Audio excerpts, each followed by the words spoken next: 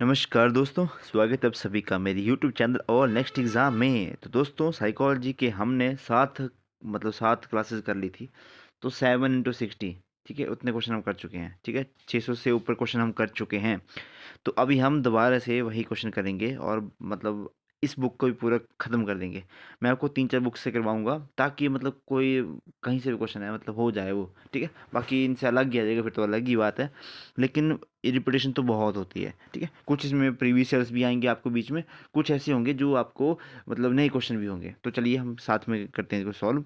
First question है हमारा कि sudden appearance of response after a period of extinction is known as, मतलब विलोप की अवधि के पश्चात एक अनुक्रिया का अचानक उत्पन्न होना क्या कहलाता है? 4 ऑप्शन है हमारे पास: stimulus generation, extinction, stimulus discrimination या स्पॉन्टेनियस रिकवरी। तो वापिस दोबारा से आ रहा है तो वो रिकवरी ही हो रही है। तो ऑप्शन नंबर डी हमारा सही उत्तर होना चाहिए, स्वतः पुनः प्राप्ति। ठीक है, नेक्स्ट क्वेश्चन है most prominent member of gestalt psychology. तो गसाल्ट साइकोलॉजी का सबसे प्रोमिनेंट मेंबर कौन था? थोड़ा सा इसको ऐसा करता हूँ आपको विजिबिलिटी ठीक रहे। तो 4 ऑप्शन है आपके पास। पहला है कोफका, मेरे को लगा कोफ्ता लिखा है। नेक्स्ट है मैक्स वार्दमीर, वोल्फ कोहलर या ऑल ऑफ दीज। तो सेकंड का ऑप्शन रहेगा यहाँ पे ऑल ऑफ दीज ही हैं, ये सारे आते हैं गसाल्ट साइकोलॉजी को। ठीक है, महत्वपूर्ण सदस्य सारे ही हैं। ओके, तो वीडियो को लाइक कर दें पहले यार, बहुत तो मोटिवेशन आता है, थोड़ा सा लाइक कर दें। ज़्यादा से जितना आप लाइक करोगे उतनी ज़्यादा लोगों तक वीडियोस पहुंचेंगी और उतने ज़्यादा लोगों को फ़ायदा होगा। ठीक है, फिर लास्ट में जब आप सबका सब क्लियर कर लोगे ना तो मुझे बताना कि सर मेरा क्लियर हो गया, तो फिर मैं मतलब मेरे लिए वो बहुत बड़ी बात होगी। नेक्स्ट है he is considered as a founder of progressive education and father of research in education. वह प्रगतिशील शिक्षण के संस्थापक और शिक्षण के क्षेत्र में शोध का जनक जाना जाता है। किसको जाना जाता है भाई? Father of the research in education, तो वो जाना जाता है आपका option number C, Joseph Mayer Rice को जाना जाता है। ठीक है, जोसेफ मेयर प्रोग्रेसिव एजुकेशन के फाउंडर और उनको father of research in education को जोसेफ मेयर राइस। अच्छा क्वेश्चन है ये। नेक्स्ट क्वेश्चन है for expressing ideas and asking question categories and concept for thinking is, विचारों की अभिव्यक्ति और प्रश्न पूछने चिंतन के संवर्ग और सब प्रत्यय डैश हैं। तो इनमें से कौन सा है आपका कॉन्सेप्ट ऑफ थिंकिंग इज? ये क्या रहेगी आपके ऑप्शन नंबर ए, लैंग्वेज, भाषा। अगला प्रश्न है in which type of the learning gestalt led greater emphasis on role of, किसी भी प्रकार के अधिगम में गसाल्ट ने सबसे अधिक बल डैश की भूमिका को दिया। तो गसाल्ट ने सबसे ज़्यादा मतलब किसको दिया, तवज्जो किसने को दी? Option number D, motivation and definite goal of purpose, अभिप्रेरणा और निश्चय लक्ष्य और उद्देश्य को दिया। ऑप्शन नंबर डी इसका सही आंसर रहेगा। अगला है the in experimental method we study, the experimental method में हम क्या स्टडी करते हैं? 4 ऑप्शन है environment and relationship with individual या cause of effect of relationship, या फिर तीसरा है हमारे पास रिलायबिलिटी एंड वैलिडिटी। तो उसमें हमारा और लास्ट है हमारा नन ऑफ दीज। तो किसको देते हैं हमारा? तो ऑप्शन नंबर 20 का सही आंसर है कारण कार्य और कारण संबंध, यानी कि cause and effect relationship. Option number 20 का सही आंसर रहेगा। ठीक है, नेक्स्ट है रेनफोर्समेंट इज, अब प्रबलन एक घटना है, क्या है? तो इसका रहेगा आपका an event that strengthen and increase the response. Reinforcement चाहे वो नेगेटिव हो चाहे पॉजिटिव हो, आपको क्या होती है, कई बार हम बोलते हैं कि बच्चा जो है शौक से पढ़ता है फिर खौफ से पढ़ता है। तो खौफ में आ गया आपका क्या बोलते हैं नेगेटिव वाला कि आपको मार पीटा पनिशमेंट वगैरह, और शौक से यानी कि कुछ बच्चों को ऐसा होता है कि कई बार ऐसा होता है कि बच्चे घर वाले बोलते हैं कि बेटा अगर तू 10वीं में इतने परसेंट नंबर लेके आएगा तो तेरे को मैं गाड़ी दूंगा। आप में से बहुत सारे लोगों को घर वालों ने कहा होगा कि बेटा एक बार तुम्हारा टेट क्लियर हो जाए तो हम तुम्हारे लिए ऐसे कर देंगे। ठीक है, ऐसा तो बहुत होता है, तो थोड़ा सा प्रतिलोभन दिया जाता है हमें। नेक्स्ट है हमारा पियाजे called children self directed talk as, उन्होंने सेल्फ डायरेक्टेड टॉक क्या कहा था? ईगोसेंट्रिक स्पीच कहा था शायद उन्होंने। Option number B yes, egocentric speech. अब वाइगोस्की ने जो आपकी जो सेल्फ स्वयं निर्देशित बात करने की होता है ना कि कई बार हम खुद में ही बात कर रहे होते हैं, नहीं अब मुझे ऐसा करना है, नहीं नहीं ये ऐसा करूँगा तो मुझे ऐसा होगा। तो पियाजे ने कहा कि ये बच्चा जो है वो ईगोसेंट्रिक है, तो ईगोसेंट्रिक स्पीच हुई है।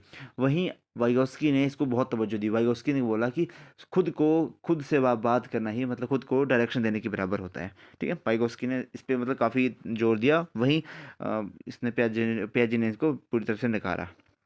नेक्स्ट क्वेश्चन है हमारा education psychology process a well organize systematic body of effect which is supported by the. शिक्षा मनोविज्ञान एक संगठित क्रमबद्ध तथ्यों का प्रक्रमण करता है जो कि डैश के द्वारा समर्थित होते हैं। तो किसके द्वारा समर्थित होते हैं? ये होते हैं ऑप्शन नंबर सी।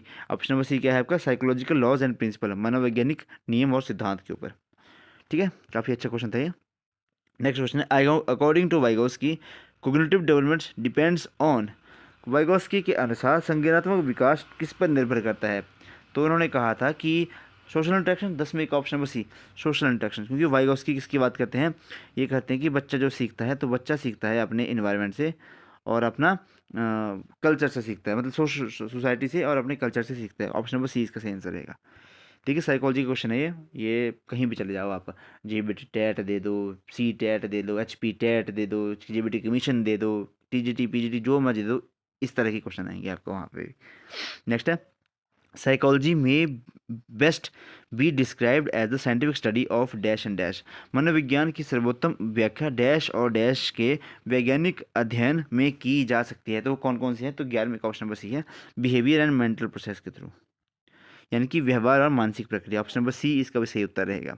अगला है हमारा 12th question, dash the dash lobe is to hear as the occipital lobe is the vision. अच्छा, अब अच्छा इन्होंने बताया कि ऑसिपिटल लोब होती है आपके देखने के लिए, वहीं आपका सुनने के लिए कौन सी लोब होगी? यानी कि डैश पाली श्रवण के लिए, जिस प्रकार अनुकपाल पाली दृष्टि के लिए होता है। तो बताना है कि कौन सा होता है हमारा हियरिंग के लिए। तो ऑप्शन नंबर इन्होंने सी बताया हमें, टेम्पोरल बोन, टेम्पोरल होती है ना। ऑप्शन नंबर सी इसका सही आंसर रहेगा। जय हो। नेक्स्ट हमारा, reflexes are usually controlled by. हमारे रिफ्लेक्सेस किसके द्वारा कंट्रोल होती हैं? तो वो मेरुरज्जु के द्वारा, स्पाइनल कॉर्ड के द्वारा कंट्रोल होती है। ऑप्शन नंबर बी इसका सही आंसर रहेगा, स्पाइनल कॉर्ड। नेक्स्ट है, analysis of avoidance learning suggest that many phobias are acquired through dash condition. परिहार अधिगम का विश्लेषण यह इंगित करता है कि बहुत सी दुर्भिति डैश अनुबंधों के द्वारा प्राप्त की जाती है। तो इसमें क्या आंसर रहेगा आपका? 14 का ऑप्शन नंबर है ए ऑप्शन, क्लासिकल कंडीशनिंग। पेवलोव थी किने बताई थी क्लासिकल कंडीशनिंग ना। नेक्स्ट है हमारा, और आपको अभी आपको एक मैं वीडियो प्रोवाइड करवाऊंगा।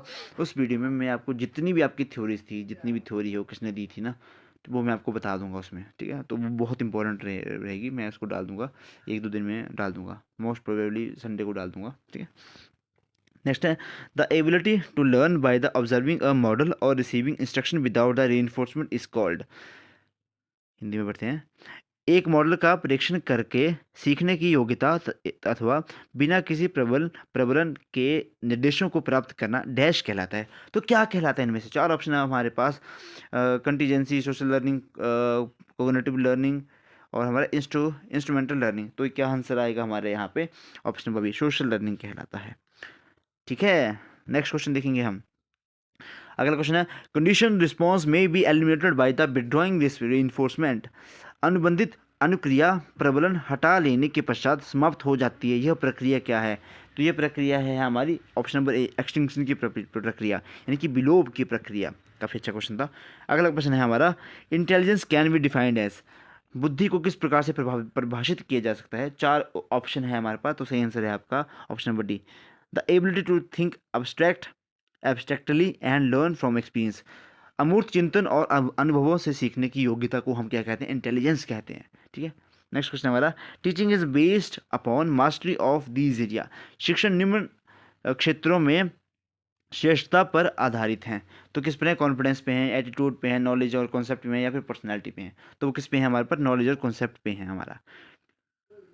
नॉलेज और कॉन्सेप्ट होगा तो उसकी अकॉर्डिंग हमारी क्या रहेगी, मतलब हमारी क्या रहेगी? मास्टरी रहेगी किसी भी चीज़ में। नेक्स्ट है, अगर क्वेश्चन है, Hermann Ebbinghaus develop techniques for experimental study of. Hermann Ebbinghaus ने डैश के प्रायोगिक अध्ययन के लिए तकनीक विकसित की है। तो किसके लिए उन्होंने तकनीक विकसित की? ऑप्शन नंबर डी इसका सही आंसर रहेगा, मेमोरी और फॉरगेटिंग के लिए। किसमें? मेमोरी और फॉरगेटिंग, यानी कि स्मृति और विस्मृति के लिए। ठीक है, अच्छा क्वेश्चन है, नया क्वेश्चन है, कई बार इसमें कंफ्यूजन हो सकती है। अगला प्रश्न, देखो जो आपके पेडागोजी के क्वेश्चन होंगे ना वो आपकी मेमोरी बेस्ड ही होंगे, वो आपको कोई नहीं पढ़ा सकता। वो आपको जितनी ज़्यादा प्रैक्टिस करोगे उतने सही आएगा। फॉर एग्जांपल आपको क्वेश्चन आएगा कि बच्चा क्लास में शोर कर रहा है तो आपको क्या करना चाहिए। अगर जिसको पेडागोजी नहीं होगी तो वो सीधा लगाएगी इसको क्लास से बाहर निकालना चाहिए, लेकिन वो सोल्यूशन नहीं है। जिसने पेडागोजी अच्छी से पढ़ी होगी तो वो देखेगा कि भाई ये किस तरह से करना है, कि बच्चे को पहले समझाओ, पहले उसको समझो कि क्यों कि नॉइसेंस क्रिएट कर रहे क्लास में तो क्यों कर रहा है, क्या उसमें दिक्कत क्या परेशानी है उस भाई को। ठीक है, तो ये सब देखना पड़ता है। तो ये सारी पेडागोजी में है और ये सारा किससे आएगा, आपको प्रैक्टिस से ही आएगा। अगला प्रश्न है, child in a pre operational stage have difficulty in talking perspective to of another person, this is known as. पूरे संक्रियात्मक अवस्था के बालक को अन्य व्यक्ति के परिप्रेक्ष्य क्या है परिप्रेक्ष्य से समझने में कठिनाई होती है, यह डैश जाना जाता है। किसको क्या कहते हैं हम। 20 का ऑप्शन नंबर है हमारे पास बी ऑप्शन, ईगोसेंट्रिज्म। ठीक है, ईगोसेंट्रिज्म कहते हैं हम इसको। ओहो, चलो 20 ऑप्शन है इसका। अगला क्वेश्चन है, psychologist who defined educational psychology as a science of education, वह मनोवैज्ञानिक है जिसने शैक्षिक मनोविज्ञान को शिक्षा के विज्ञान के रूप में परिभाषित किया है। तो वो कौन सा है। 4 ऑप्शन है, स्किनर है, क्रो है, जेबी वॉटसन है या फिर पील है। तो वो है आपके पील ने कहा था। ऑप्शन नंबर डी इसका सही आंसर रहेगा। साइकोलॉजी जिन्होंने एजुकेशन साइकोलॉजी को कहा था साइंस ऑफ एजुकेशन। अगला प्रश्न, he is known as his research of on intelligence, इनमें से कौन सा है जो अपने बुद्धि पर शोध के लिए जाना जाता है। तो 4 ऑप्शन है हमारे पास, तो सही ऑप्शन है आपका लुइस मेडिसन टॉमैन। ठीक है, जो कि किस लिए जाना जाता है आपका इंटेलिजेंस के, जिन्होंने इंटेलिजेंस के ऊपर रिसर्च की थी।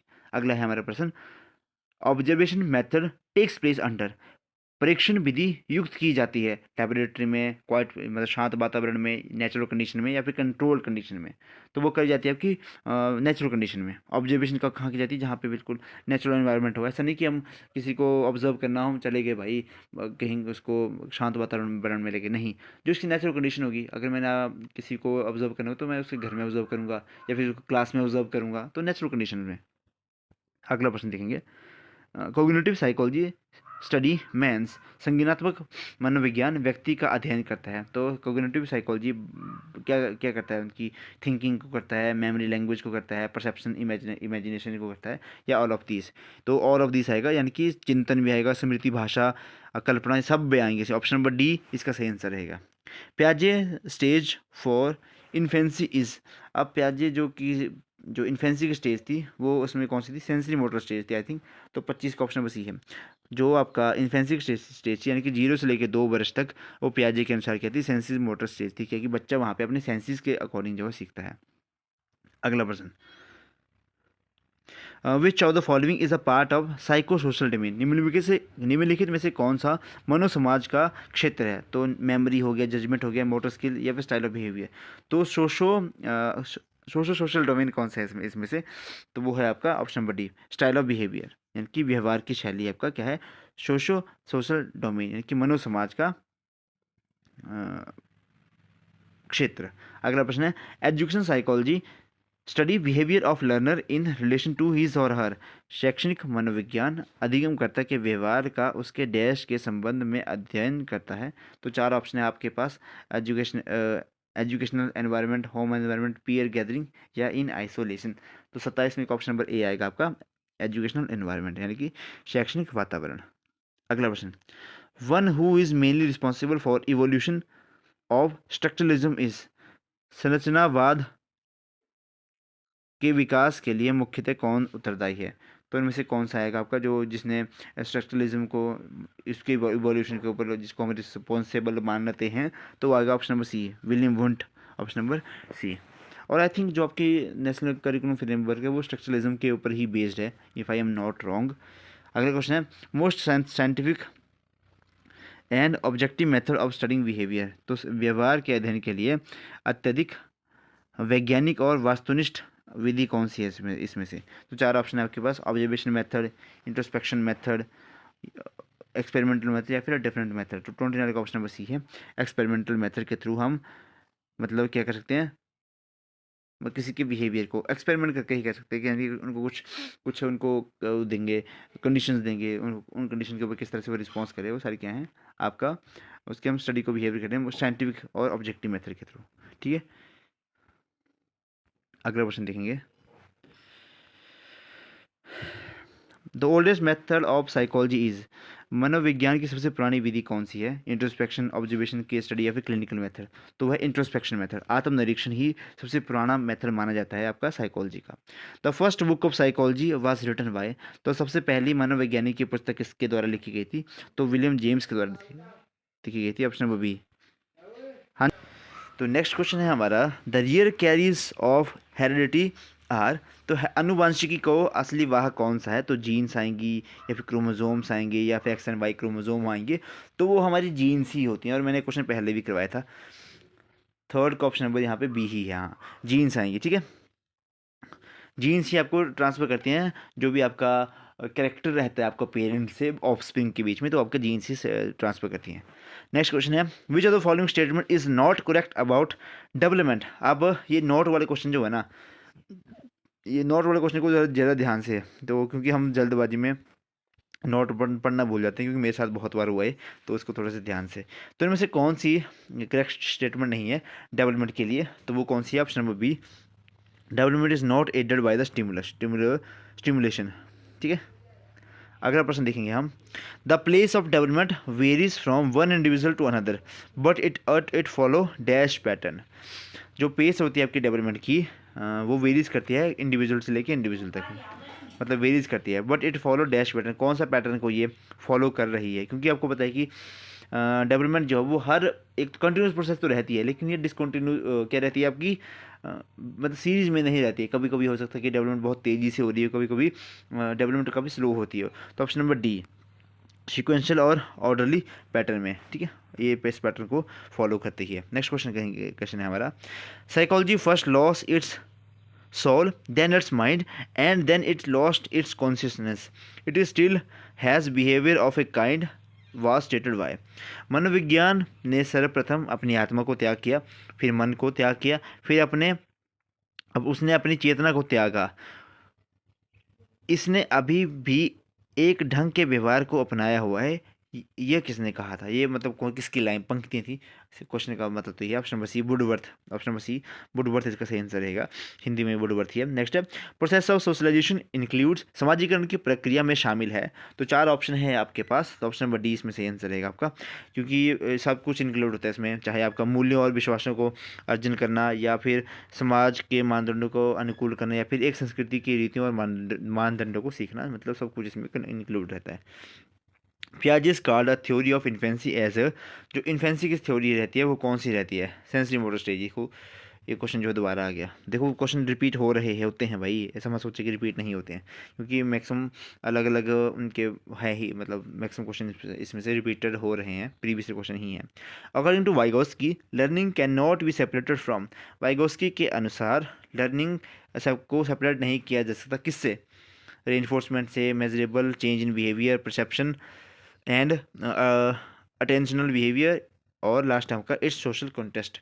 तो इसका आंसर रहेगा आपका ऑप्शन नंबर डी, यानी कि सोशल कॉन्टेस्ट से हम इसको नहीं कर सकते, क्योंकि वाइगोस्की करते सोसाइटी की बात है, उसके सामाजिक संदर्भ से, ठीक है।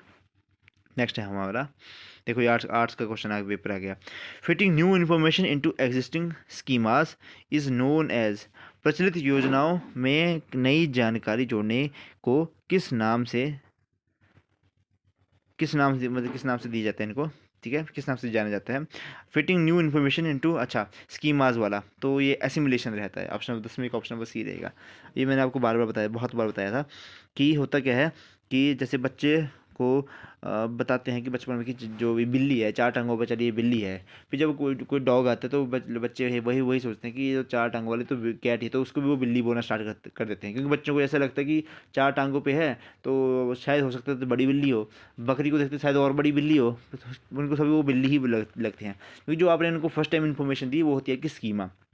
लेकिन उसके बाद जब आपने उनको बताया कि बेटा चार टांगों वाले अलग अलग जानवर भी होते हैं, ये कुत्ता है, ये बिल्ली है, ये भैंस है, ये बकरी है, ठीक है, तो उनके दिमाग के अंदर जो स्कीमा को चेंज हुआ दोबारा से, यानी कि थोड़ा सा उसमें मॉडिफिकेशन हुई, ठीक है, तो उसको हम कहते हैं एसिमुलेशन। ऑप्शन नंबर सी इसका सही आंसर रहेगा, ठीक है। नेक्स्ट है, child centred education was advocated by which of the following thinker, child centred education किसने इनको एडवोकेट की, बाल केंद्रीय शिक्षण का समर्थन निम्नलिखित में से किसने किया? तो 11th का ऑप्शन नंबर डी रहेगा आपके पास, जॉन ड्यूई ने इनकी बात की थी चाइल्ड सेंटर एजुकेशन की, ठीक है। इसमें ऐसा नहीं होगा कि चाइल्ड सेंटर तो आपका टीचर जो है वो इनएक्टिव रहेगा, नहीं, दोनों एक्टिव रहेंगे, बच्चा भी और आपका टीचर भी। नेक्स्ट है, according to Gates dash is the modification of the behaviour through experience. Gates के अनुसार अनुभव द्वारा व्यवहार में परिवर्तन ही डैश कहलाता है। तो वो क्या कहलाता है, 12वें का ऑप्शन नंबर है आपका सी, यानी कि लर्निंग कहलाता है, अधिगम या फिर सीखना कहलाता है। अगला प्रश्न, which of the following theory of intelligence was given by Howard Gardner. तो हॉवर्ड गार्डनर के द्वारा कौन सा सिद्धांत दिया गया इंटेलिजेंस का, तो वो दिया गया आपका मल्टीपल इंटेलिजेंस थ्योरी, यानी कि बहु बुद्धि सिद्धांत का किसने दिया, हार्वर्ड गार्डनर ने। ऑप्शन नंबर डी इसका सही आंसर रहेगा। नेक्स्ट देखेंगे हम, the factor G in Spearman definition of intelligence stands for. तो जी जो स्पेयरमैन की डेफिनेशन है इंटेलिजेंस की, उसमें जी क्या है, जी किसका कारक है, तो 14 का ऑप्शन नंबर सी यहाँ पे जनरल इंटेलिजेंस। ठीक है, जनरल इंटेलिजेंस, स्पीयरमैन और आपका डेफिनेशन ऑफ इंटेलिजेंस, ये याद रखें। नेक्स्ट है, अ 5 year old child's mental age is 6 then its IQ will be। Mental 4-5 साल का बच्चा और उसकी जो मेंटल एज है वो 6 है, तो उसका IQ कितना रहेगा, तो उसका IQ जो है वो नॉर्मल से 90 से तो ज़्यादा ही रहेगा ना, 90 से तो 120 आएगा इसमें, 160 तो होगा नहीं, तो बहुत ब्रिलियंट हो गया। ऑप्शन नंबर ए। मानसिक आयु 6 है और उसकी जो ऐसे बच्चे की आयु कितनी है, 5 वर्ष है।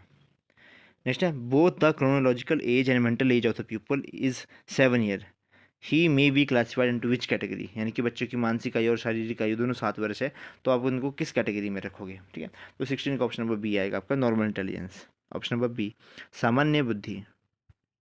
अगला है, which of the following is the characteristics of gifted learner. निम्नलिखित में से एक प्रभावशाली विद्यार्थी की विशेषता क्या है, तो वो कौन सी विशेषता है प्रभावशाली विद्यार्थी की, ऑप्शन नंबर बी लिखेंगे, he can feel under stimulated and bored if the class activities are not challenge enough. वही है कि बच्चा बोर हो जाएगा अगर उसको नए नए, कुछ होते हैं ना बच्चे क्लास में बहुत शार्प होते हैं, कुछ होते हैं नॉर्मल से, तो टीचर को तो ऐसा करना पड़ता है कि सभी बच्चों को साथ में लेके चलना पड़ता है, तो वो बच्चा थोड़ा सा बोर फील करता है कि नहीं मेरे को कुछ करने को ही नहीं है। TAT, thematic appreciation test full form भी कई बार पूछ ली जाती है। इस projector technique used for measure. तो TAT जो टेक्निक है वो किसको मेजर करने में के लिए हेल्प करती है, तो option number A personality, TAT test for personality है ना, व्यक्तित्व को कर जानती है ये। नेक्स्ट है, a concept of learn A concept learned by the student in a science class is used by her in a social science class. This type of एक विद्यार्थी द्वारा विज्ञान की कक्षा में सीखी गई अवधारणा का उपयोग सामाजिक विज्ञान की कक्षा में किया जाता है। यह किसका प्रकार है, तो ये कौन सा प्रकार है, option number A positive transfer of learning, option number A इसका सही आंसर रहेगा। अगला, individual difference are found in, individual difference are found in व्यय व्यक्तित्व विभिन्नता पाई जाती है, तो किस में पाई जाती है, option number D all of the above. Intelligence भी, एटीट्यूड भी, जनरल डिफरेंस भी, एटीट्यूड भी और इंटेलिजेंस भी, ऑप्शन नंबर डी इसका सही आंसर रहेगा। अगला प्रश्न, when a test measure an individuals personality consistently and accurately then that test is known as. जब कोई परीक्षण व्यक्ति की योग्यता का मापन निरंतर और सही रूप से करता है तो वह परीक्षण क्या कहलाता है, तो वो कहलाता है आपका मतलब रिलायबल है, विश्वसनीय है, ऑप्शन नंबर बी इसका सही आंसर रहेगा। वैलिड नहीं कहेंगे हम इसको, मतलब रिलायबल है। Which of the following is an objective question. निम्नलिखित में से कौन सा वस्तुनिष्ठ प्रश्न है, ऐसे टाइप, शॉर्ट इंटरेस्ट टाइप, 100 या ट्रू एंड फॉल्स, तो ट्रू एंड फॉल्स ही आएगा इसमें तो। ठीक है, ट्रू एंड फॉल्स को ऑब्जेक्टिव टाइप क्वेश्चन में आता है। Education of children with social needs should provider. विशेष आवश्यकता वाले बच्चों को शिक्षा प्रदान की जानी चाहिए, तो कहाँ पर जाने की चाहिए, अलग स्कूल में। ठीक है, ये कल भी किया था हमने क्वेश्चन, ये 23 का ऑप्शन नंबर ए रहेगा। अलॉन्ग क्या लिखा है इन्होंने, इन्होंने ऑप्शन नंबर ए बताया है इसमें, तो ऑप्शन नंबर ए क्या बोल रहे हैं देख लेते हैं इसको, along with the normal children. अच्छा, मतलब स्पेशल नीड वाले बच्चों को नॉर्मल।